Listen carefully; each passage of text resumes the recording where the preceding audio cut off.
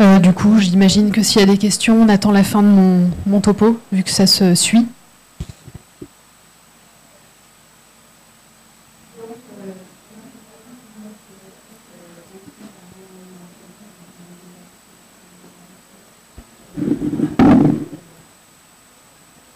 Merci.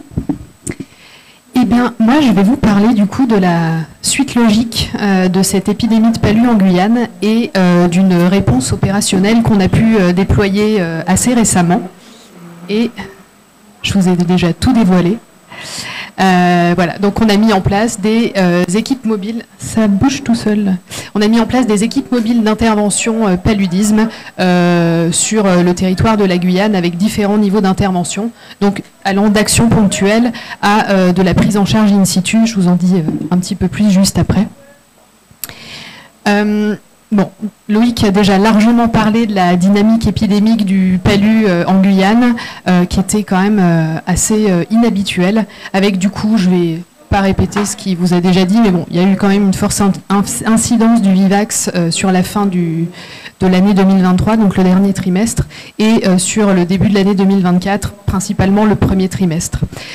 Il vous a dit aussi que c'était des zones géographiques qui étaient habituellement concernées par le palu, mais pas que, qu'il y avait aussi des zones qui étaient urbaines, semi-urbaines, rurales, semi-rurales, qui n'étaient pas surveillées, qui n'étaient pas forcément identifiées comme des zones à risque de transmission.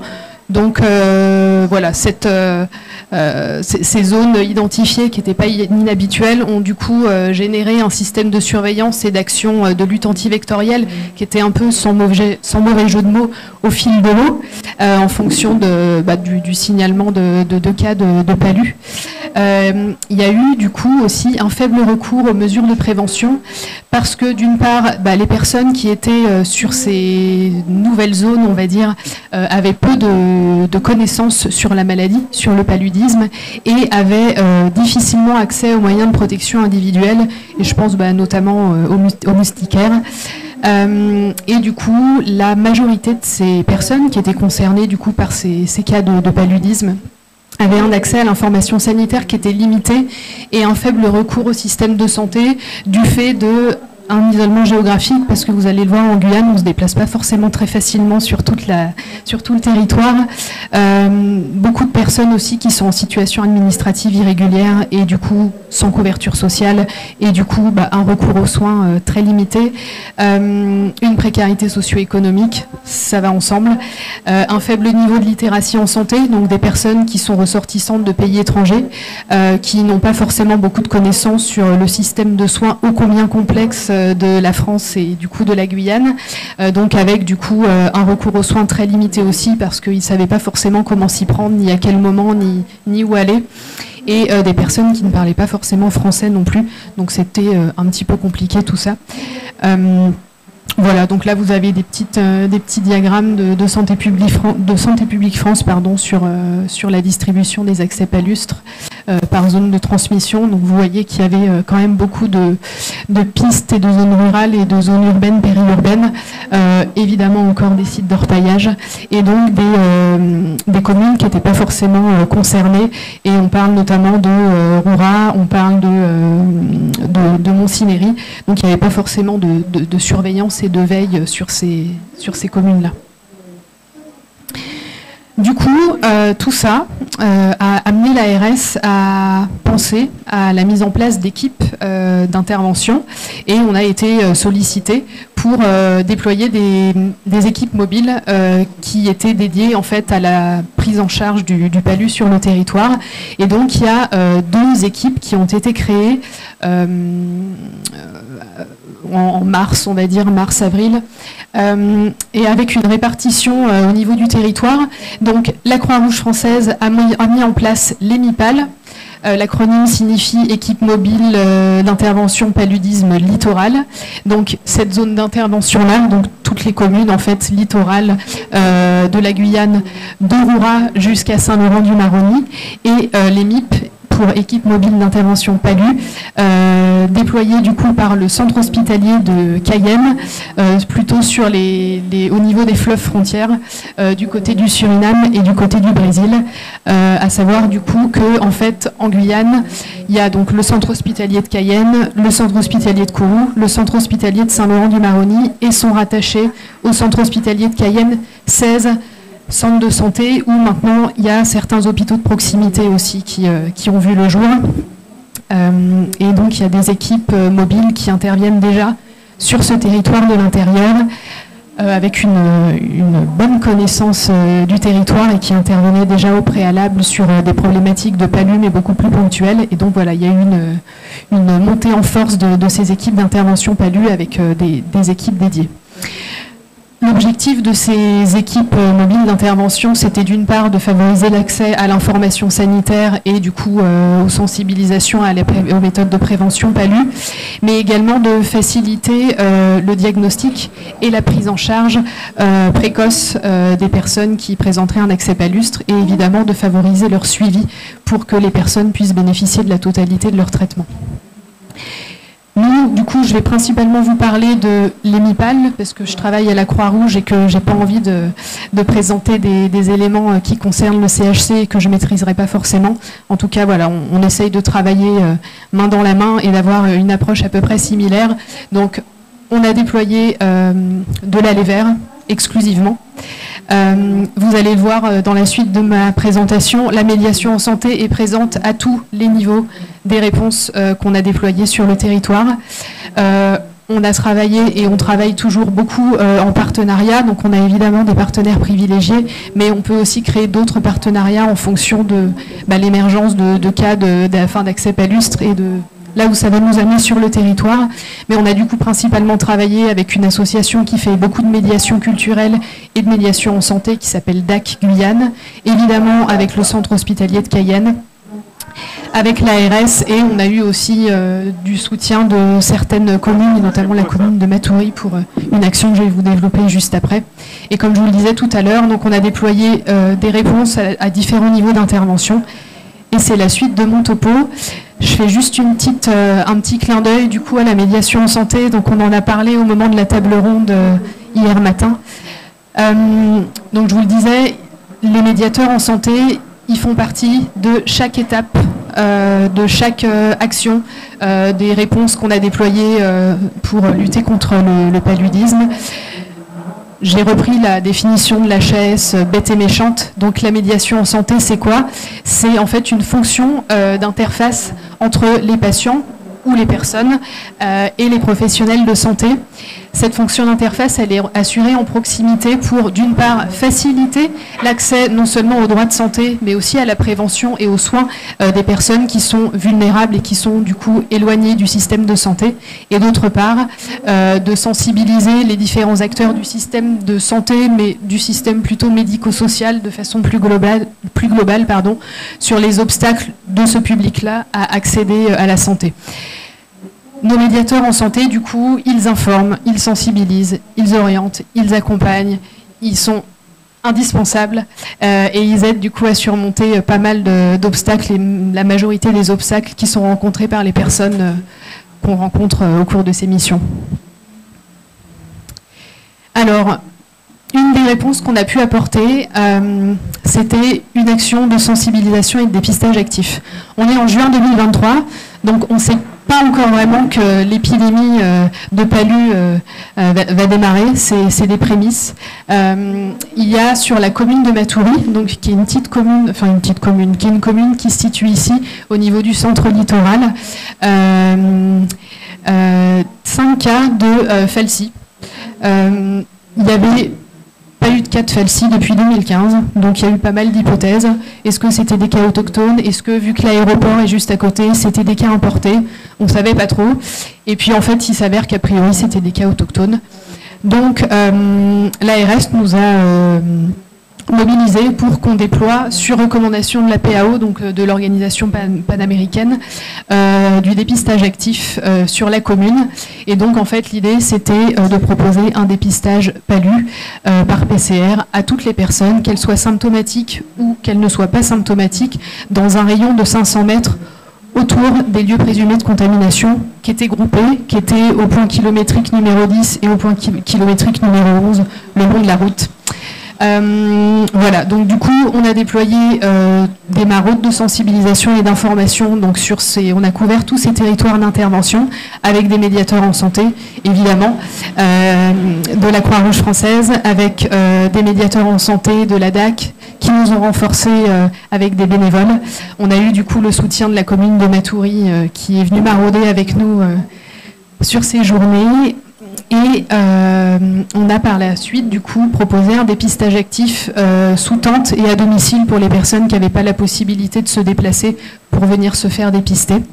Au total, du coup, donc on a fait ce dépistage actif, avec l'Institut Pasteur, avec l'ARS qui est venue nous prêter main forte aussi, avec des infirmiers libéraux qui travaillaient sur le secteur et qui sont venus nous renforcer sur ces 2 journées. Qui ont du coup permis de sensibiliser donc 247 personnes. On a recensé 154 interventions de dépistage, ce qui était plutôt pas mal. Et au final, 104 personnes sont venues se faire prélever sur ces 2 journées de dépistage actif. Et on a eu 103 PCR négatives, donc c'était absolument génial. Et la PCR positive qui est revenue, en fait, c'était un cas de FALSI qui était déjà connu et qui était revenu se faire prélever. Donc du coup, la suite de cette intervention, ça a été plutôt une veille assez passive et la poursuite évidemment d'une surveillance rapprochée en cas de nouveaux signaux sanitaires. Du coup, voilà, c'était juste quelques petites photos pour illustrer un petit peu. Donc là, vous voyez en haut, à gauche, les équipes qui font le briefing avant les maraudes, donc qui regroupent des médiateurs en santé et des bénévoles, et voilà, qui partent chacun, par binôme, chacun part dans sa direction, un secteur à couvrir. On va toquer aux portes, on sensibilise les gens s'ils ont le temps de nous écouter, on leur donne des petits flyers. S'ils sont absents, on dépose des flyers, soit dans les boîtes aux lettres s'il y en a, soit on les coince dans la porte d'entrée ou là où on peut, et on essaye d'informer un maximum les gens en donnant un numéro de téléphone pour toute question, etc. Et là, vous avez du coup les 2 sites de prélèvement hors les murs, donc celui-là APK10 et celui-là APK11 qui étaient installés en bord de route. Et du coup, voilà, c'est là qu'on a pu accueillir les gens pendant 2 journées pour les prélever. Pour les résultats, c'était l'ARS du coup qui avait tout organisé. Nous, on n'avait pas à gérer ça. Il y avait des retours de résultats par SMS. Donc voilà, ils avaient sollicité une plateforme pour faire ça.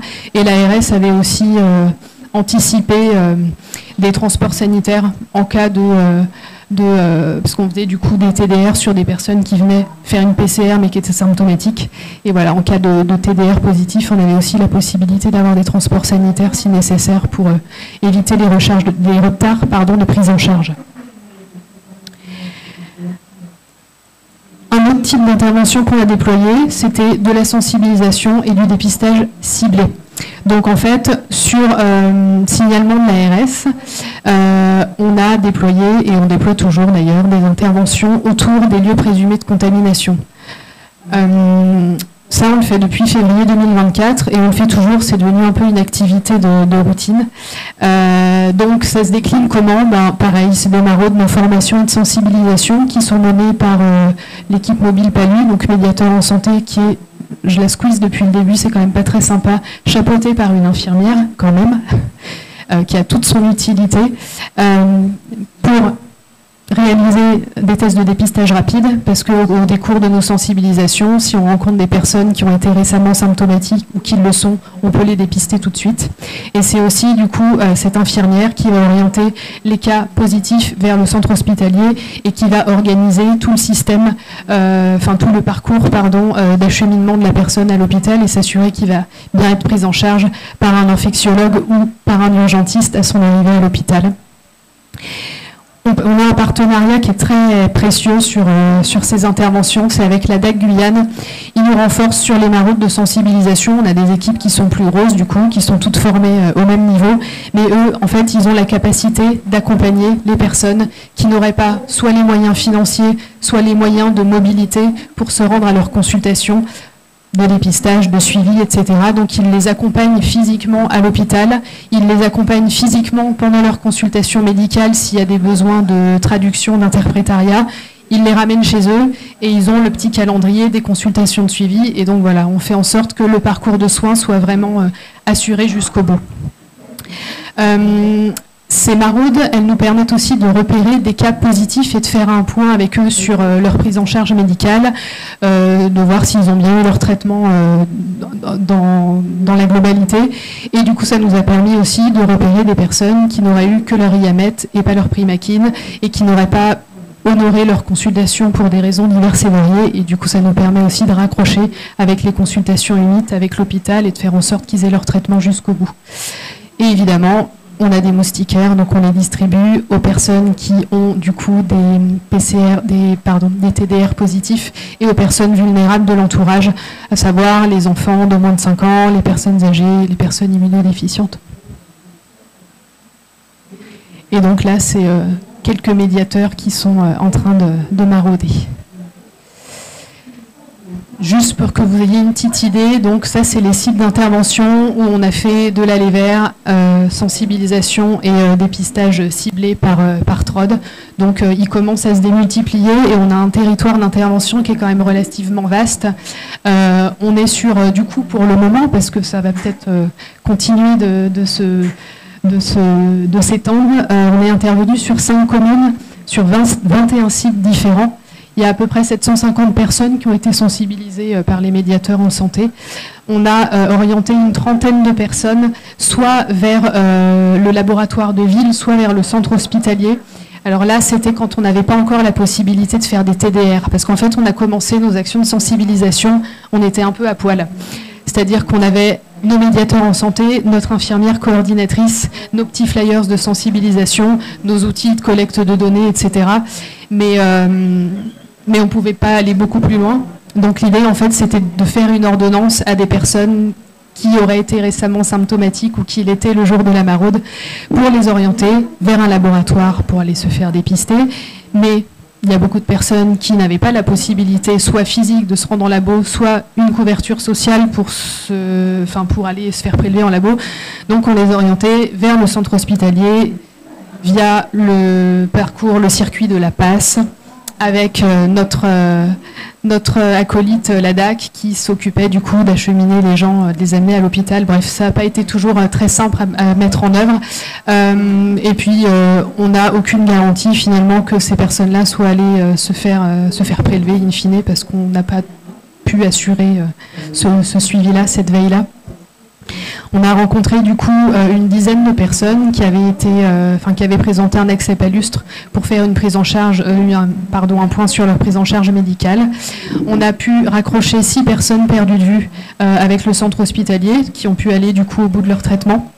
On a fait 24 TDR, dont 2 qui se sont avérés positifs, donc avec tout ce qui s'est enclenché par la suite sur le parcours de soins, les prises de rendez-vous, les orientations, l'accompagnement, etc. Et une trentaine de moustiquaires distribués.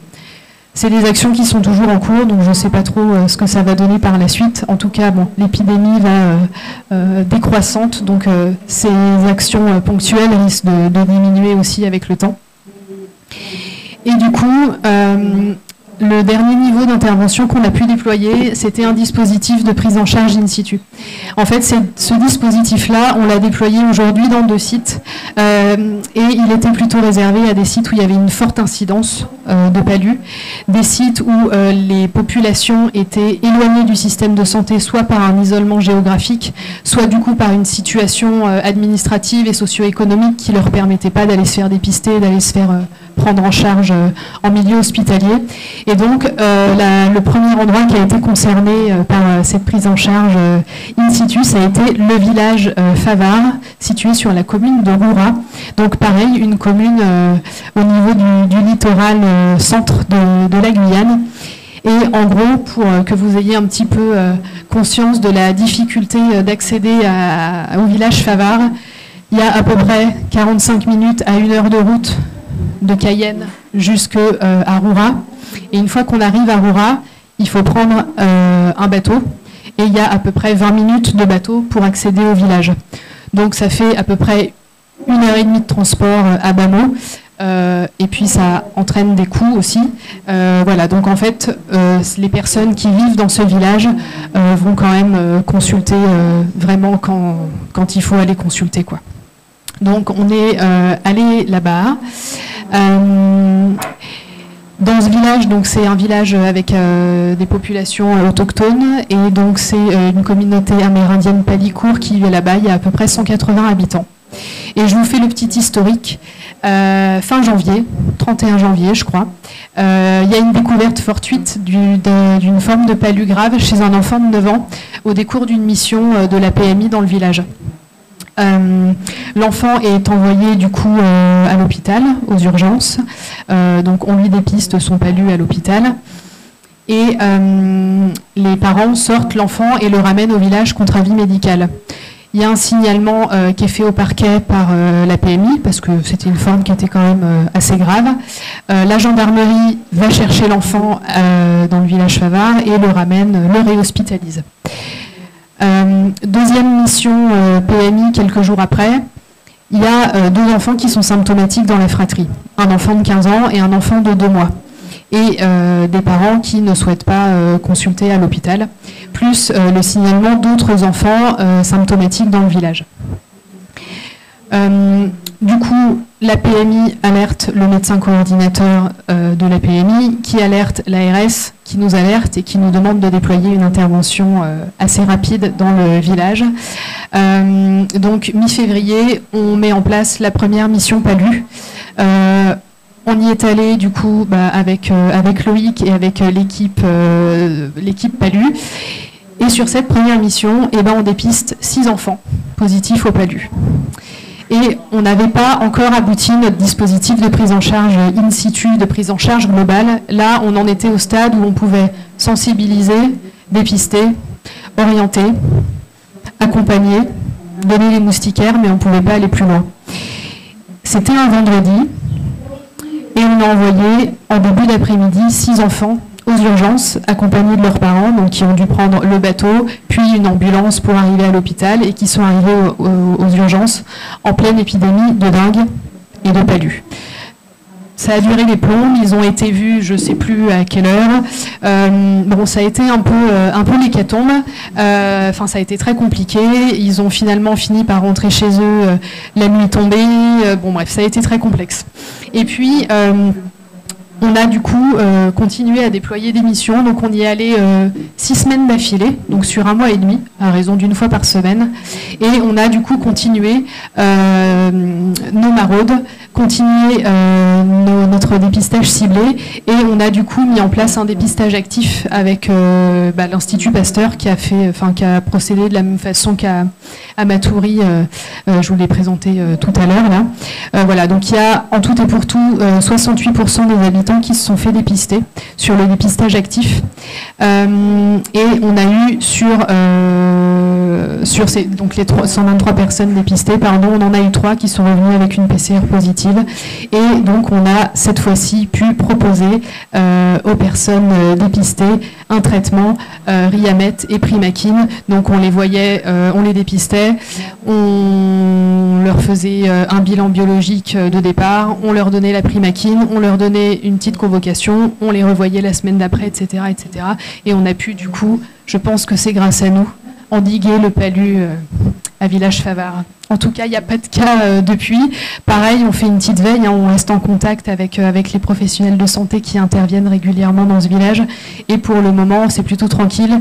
Et j'ai mon équipe qui retourne demain, d'ailleurs, je crois, pour prendre un peu la température. Et alors, PK6, on va peut-être... je vais finir par ça sur les niveaux d'intervention. Donc, PK6, ou village brésilien, je pense que vous me voyez venir, Garimperos, village brésilien. Bon, c'est en fait un tout petit village, un petit hameau, qui est situé sur la commune de Kourou. D'ailleurs, ma diapo n'est pas bonne. Qui est à peu près à 1 heure de route de Cayenne. Il y a beaucoup d'habitants qui vivent en situation irrégulière. Il y a, du coup, Loïc en parlait tout à l'heure, il vous parlait des sites de repli. C'est un site de repli qui est identifié depuis moult années maintenant, où il y a beaucoup de garimperos, donc d'orpailleurs illégaux, qui viennent séjourner quelques heures, quelques jours, je ne pense pas quelques semaines, mais voilà, il y a en tout cas un gros brassage, un gros turnover et beaucoup de passages de garimperos sur ce site-là. Et donc là, on le déploie toujours aujourd'hui. On en est à 23 missions sur ce site-là.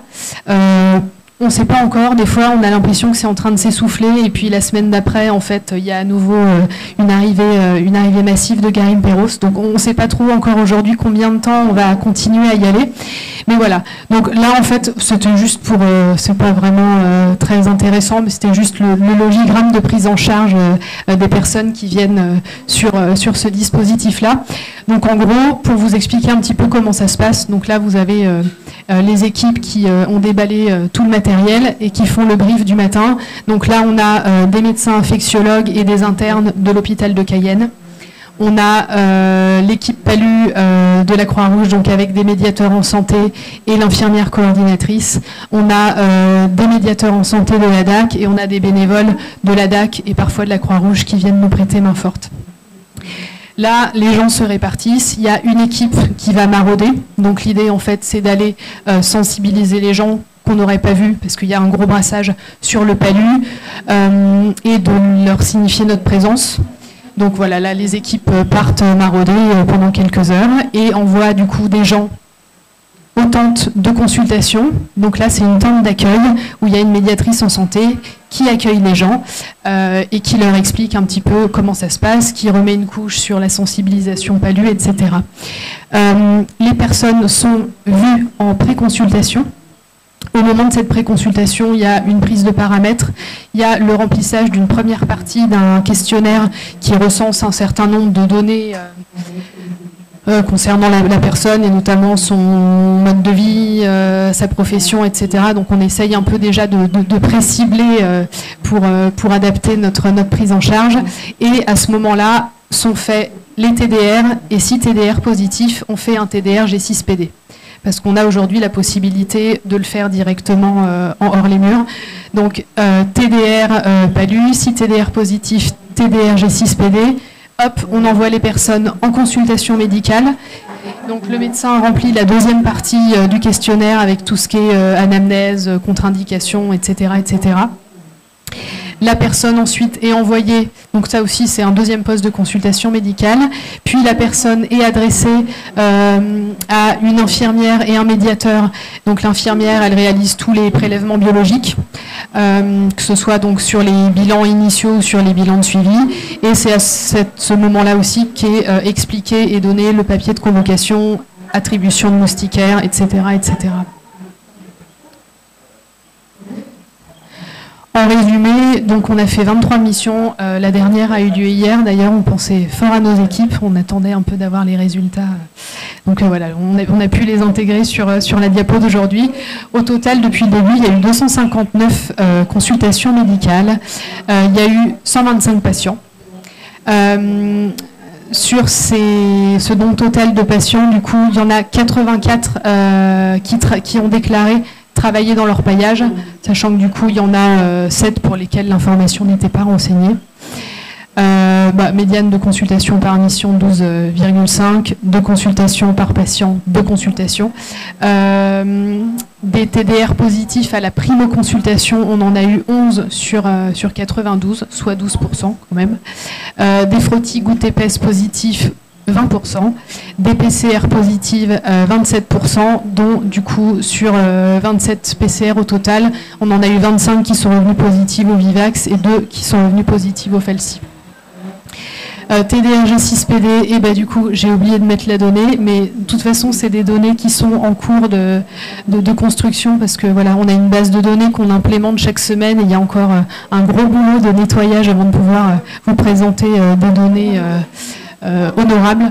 En tout cas, on a pu, du coup, suite à ces dépistages, mettre à disposition 59 traitements par IAMET et 71 traitements par Primaquine. Et du coup, parmi les personnes qui sont en lien avec leur paillage, donc 84 au total, on a eu quand même 25 PCR positive. Et on a pu délivrer 58 traitements par Primakin sur 84 consultes et 47 traitements par IAMED sur 87 consultes. Je crois que j'en ai fini avec le côté très interventionnel.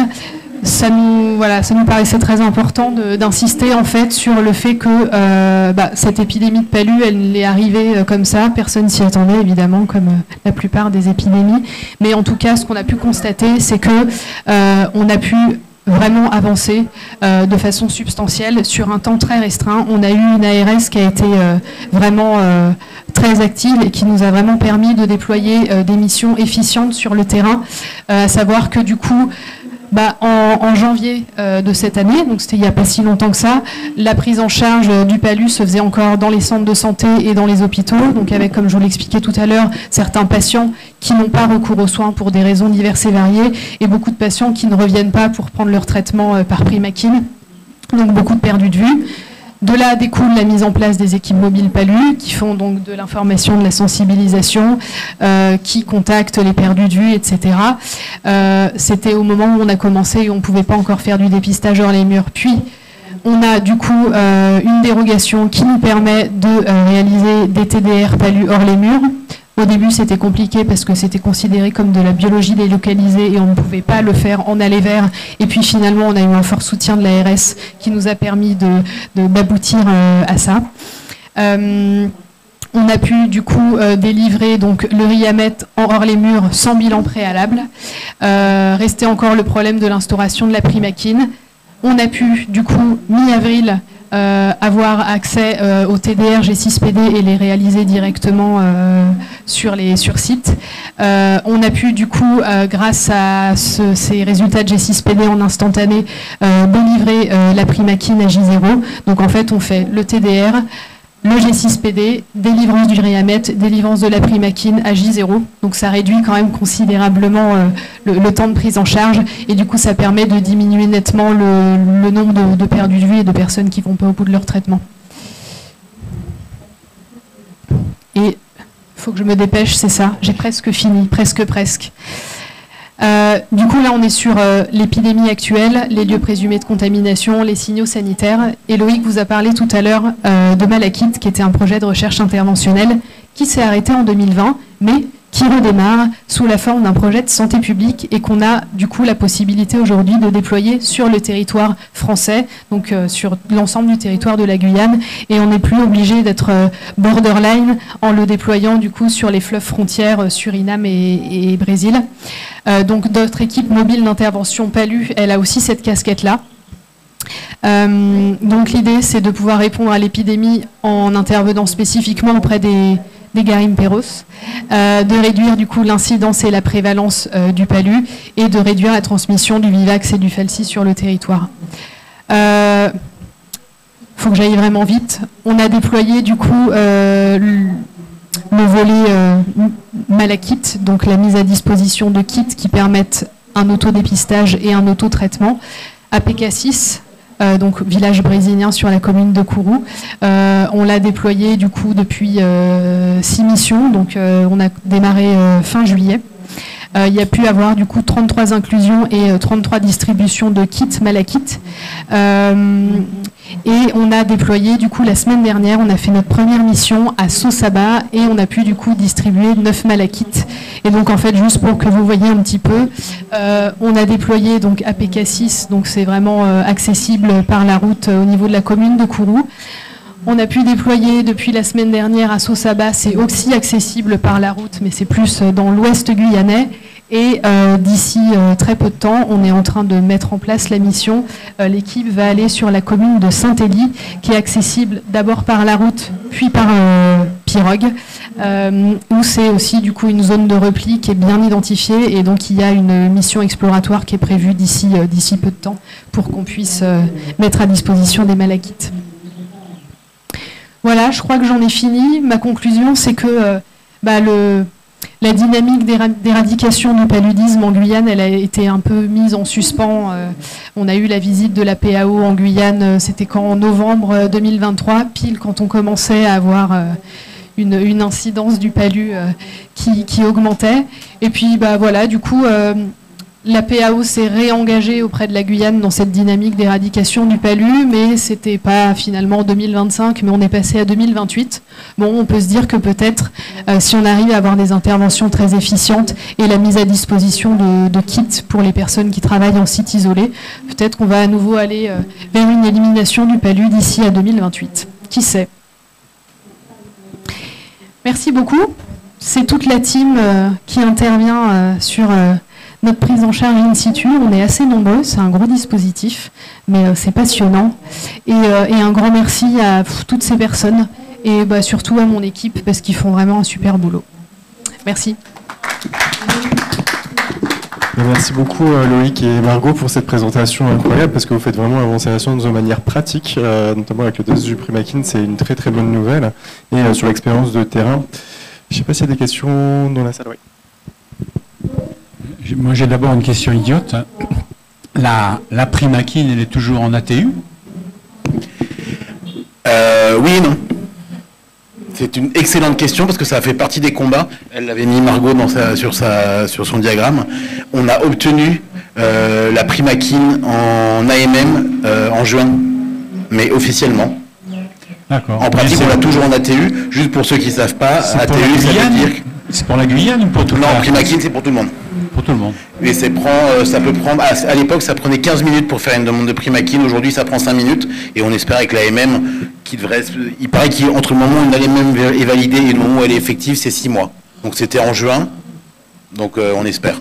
Et par contre, la chloroquine que tout le monde distribuait comme du petit pain, et ben maintenant, on l'obtient par la Hollande, mais elle en ATU. Non. C'est pour ça qu'on continue avec le RIAMET sur l'émission, parce que... Comme l'artésunate aussi, c'est insupportable, hein, ces trucs-là. Ouais. Et il faudra que tu donnes à Renaud Blondet les coordonnées de ta petite machine pour détecter les déficits en G6PD. Ça va lui parce plaire. Que ça va l'émoustiller. Il va avoir une érection. Sans aucun doute. Et je crois qu'il nous écoute. Du coup, j'ai une petite question pour chacun d'entre vous. Est-ce qu'on sait déjà un peu ce qui explique les rechutes aussi fréquentes dans votre cohorte là que vous avez pu relever? Donc ça, c'est la question pour Loïc. Et la question pour Margot, c'est en fait le paludisme, c'est pas neuf en Guyane. Quelles sont les connaissances des populations en fait? Est-ce qu'ils connaissent un peu cette maladie déjà de base ou est-ce que vous leur apprenez vraiment tout parce qu'ils connaissent rien? Enfin, ce qui serait surprenant.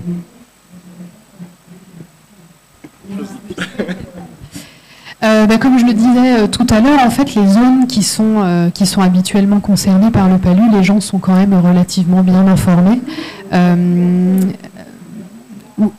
Je réponds partiellement bien à cette question parce qu'en fait, les sites d'orpaillage qui sont concernés, il y a un gros turnover des gens au niveau de ces sites, avec du coup, j'imagine, des connaissances qui sont assez fluctuantes en fonction du pays de provenance des personnes. Au niveau des populations autochtones qui sont aussi du coup pas mal concernées parce que c'est des sites qui sont surveillés, hein, qui sont connus pour être des sites de transmission actifs. Je pense qu'il y a déjà eu bon nombre d'interventions, d'informations sur le palu. Donc, j'imagine qu'ils ont des connaissances, mais enfin, nous, sur notre expérience, là, notamment au niveau du village Fava, on s'est rendu compte que les connaissances étaient quand même très partielles, et notamment relatives aux moyens de prévention et de protection individuelle. C'était très très très partiel, et puis l'accessibilité à ces moyens est encore plus partielle. Et sur les zones qui sont nouvellement concernées du coup par cette épidémie, on a rencontré énormément de personnes qui ont déjà entendu le mot palu, mais qui ne savent pas du tout ce que c'est, qui ne savent pas que c'est une maladie vectorielle, quel est le vecteur, qui ne savent pas les signes, qui ne savent pas ce qu'il faut faire. Donc c'est quand même un travail qui est loin d'être inutile. Et puis c'est aussi des connaissances qu'il faut renouveler assez régulièrement parce qu'on se rend compte aussi qu'on a beau aller plusieurs fois sur un même site et rencontrer plusieurs fois les mêmes personnes, on leur apporte toujours des informations nouvelles ou en tout cas qu'ils n'auraient pas mémorisées. Donc la répétition, c'est pas mal aussi dans ce genre d'intervention.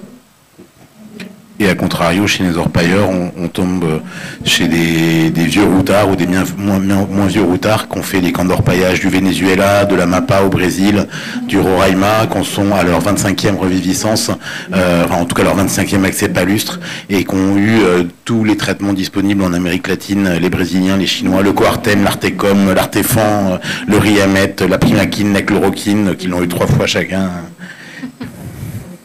Et ma question, c'était quoi ? Non, on ne sait pas. Nous, on est intimement convaincus. Ça a été, d'ailleurs, ça a fait l'objet à l'époque de discussions un peu animées avec le professeur Christophe Rapp, qui est un des médecins militaires qui s'occupe beaucoup du paludisme, et qui est issu de l'armée, qui lui était vraiment un partisan qu'on mette les ACT en première ligne dans les recommandations du Vivax. On le sentait pas, et là clairement on a fait des sortes d'études un peu avant-après en regardant qu'est-ce qu'on avait comme rechute avant et qu'est-ce qu'on a comme rechute sous Riamet, et clairement on a 5 fois plus de rechutes précoces, c'est-à-dire à moins d'1 mois sous Riamet. Mais c'est pas exactement la question que tu m'as posée. Ensuite, là où pour l'instant on n'a pas d'explication, c'est qu'on a des patients on a toute une partie des patients chez qui la primaquine se passe très bien. Accessoirement, il y a beaucoup d'effets secondaires avec la primaquine, mais qui n'empêchent pas d'arrêter de poursuivre le traitement. Et là, juste avant de partir, j'ai vu un patient, c'était son 4e traitement par primaquine en 6 mois. Et on ne sait pas pourquoi. Alors j'ai fait un peu de littérature, j'ai discuté avec le docteur Ixatadia, etc. Il y aurait une mutation associée à la non-efficacité de la primaquine, et au miracle, la molécule qu'on espère un jour avoir, mais pour l'instant la TU, les MM sont même pas envisagées, c'est la tafénoquine, qui a été beaucoup étudiée par les infectiologues brésiliens là dans l'Amazonas, qui elle aussi est sujette à, il faut l'éliminer le déficit en GSPD. Par contre, c'est un comprimé, fini. Et il n'y aurait pas de résistance croisée, enfin c'est pas résistance, mais il n'y aurait pas d'inefficacité croisée avec la primaquine. Donc ça, il faut qu'on creuse ce sujet-là.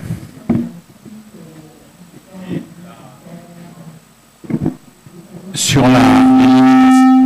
l'élimination ou la pré-élimination du palu, 2028, c'est pas un peu optimiste, parce que à Mayotte, on est en pré-élimination depuis 12 ans et on n'y arrive pas. Hein.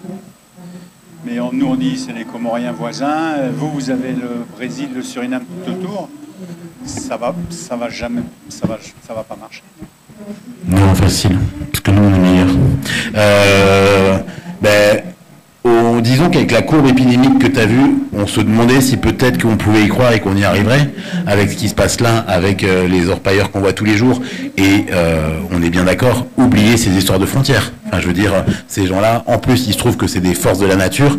Ces gens qu'on croise, les orpailleurs brésiliens, c'est des gens qui vont marcher en une semaine 200 km avec un moteur de 70 kg sur le dos, à travers une forêt où toi ou moi, 3 km, ça nous épuise pour 4 jours.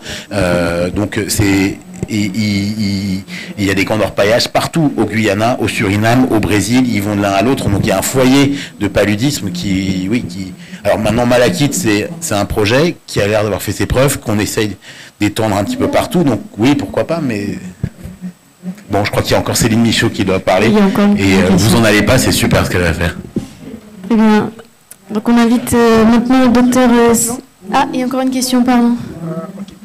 Je voulais juste savoir, tout à l'heure, Loïc disait qu'il y a une réjouissance de la maladie de palu fin octobre, en fait, fin de l'année prochaine, pardon, en 2023, je mélange un peu les pédales, et que l'hypothèse serait aussi liée aux fortes pluies constatées en octobre ou pas, ou je ne me suis pas. Au contraire, à la sécheresse, ouais. C'est lié à de la pluie. D'accord, mais est-ce que les conditions environnementales ne seront-ils pas aussi, puisque je n'ai pas vu mentionner cette cause de réduction de la maladie, est-ce que ce ne serait pas une piste à explorer également ou pas? C'est très difficile à évaluer, en plus on est en climat tropical, l'impact du réchauffement climatique est beaucoup moins perceptible qu'en zone tempérée, où en zone tempérée on a des 42 degrés l'été en Bretagne et on a de la neige qui descend plus. Enfin, la perception des différences du réchauffement climatique quand tu es dans un pays où il fait 28 degrés tout le temps, c'est compliqué, mais il se passe des choses, il y a un impact. Est-ce qu'il y a un impact sur les moustiques? On est incapable de le dire pour l'instant. Est-ce qu'il y a plus, moins d'Anophel darlingii? Mais oui, on a l'impression qu'il se passe quelque chose. Maintenant, on n'a rien de prouvé scientifiquement.